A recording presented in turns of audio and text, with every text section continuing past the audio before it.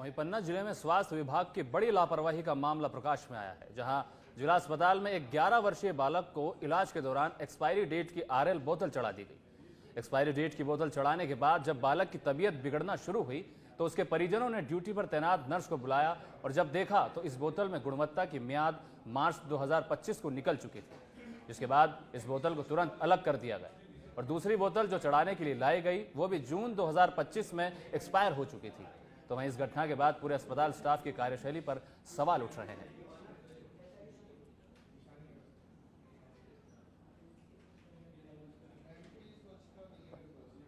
अस्पताल स्टाफ की कार्यशैली पर सवाल उठाए गए।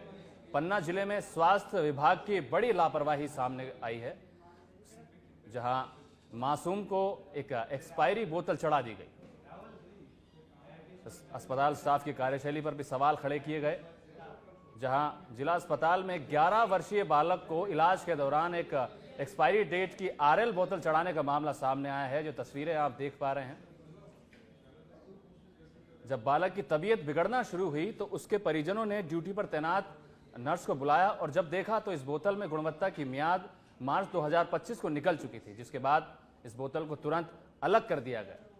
वहीं इसके बाद जब दूसरी बोतल चढ़ाने के लिए लाई गई तो वो भी जून 2025 में एक्सपायर हो चुकी थी। इस घटना के बाद पूरे अस्पताल में स्टाफ की कार्यशैली पर सवाल उठ रहे हैं। मेरे भांजे को रात से ही उल्टी, दस्त, बुखार का बहुत ज़्यादा दिक्कत आ रही थी, तो मैं सुबह एडमिट के लिए हॉस्पिटल लेके आया इसको। तकरीबन 11 बजे मैंने इसको एडमिट कराया, तो यहाँ पे भर्ती करे। उसको ऑलरेडी 3 बोतल लगी, चौथी जब ये लगी, ये तो आधी लग गई थी, तो उसको ये देखिए आधी बोतल चली गई। उसको बहुत तेज़ ठंड, सिर दर्द, बुखार, तो मैं परेशान हो गया। मैंने फिर नर्स को बुलाया, तो नर्स देखी थोड़ा, वो बहुत तेज़ संभाले नहीं समझ रहा था वो। फिर मेरी नज़र एकदम से बोतल पे पड़ी। इसको मैंने गौर से देखा तो यहाँ देखा तो एक्सपायरी डेट इसकी मार्च 2025 आ रही। तो मैंने देखा कि बताइए 4 महीने एक्सपायर हो चुके हैं, फिर भी मतलब। फिर मैंने नर्स से बोल के बताया कि नर्स ये क्या है ये सब। तो फिर नर्स दौड़ते दौड़ते गई, दूसरी बोतल लाई। जब वो चढ़ाने लगी फिर उस पर मेरी नज़र गई तो वो जून की एक्सपायर थी। मैंने उनसे कहा इसको भी रहने दो, ये भी 1 महीने पहले एक्सपायर हो चुकी है।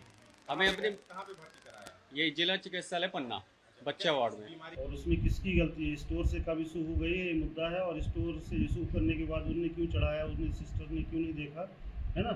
ये मुद्दा अपन उसमें देखते हैं, इंक्वायरी करवाते हैं। 3 सदस्यीय उसमें कमेटी गठित करके और इंक्वायरी करवाते हैं, और उसमें जो भी दोषी पाया जाएगा, जिस स्तर में दोषी पाया जाएगा, मैं उसके खिलाफ सख्त कार्रवाई करूँगा। सर कितनी बड़ी लापरवाही मानते हैं? ये लापरवाही है। एक्सपायरी दवाई किसी को देना, किसी की जान के साथ खेलना बहुत बड़ी लापरवाही है। लापरवाही की उसमें कैटेगरी, उसमें श्रेणी में आता है, लापरवाही है। सर जी, बच्चा ऑलरेडी बुखार से पीड़ित था और बहुत गंभीर हालत में लिया गया था, उसको एक्सपायरी डेट की लगाई, तो कोई बड़ा हादसा भी हो सकता है?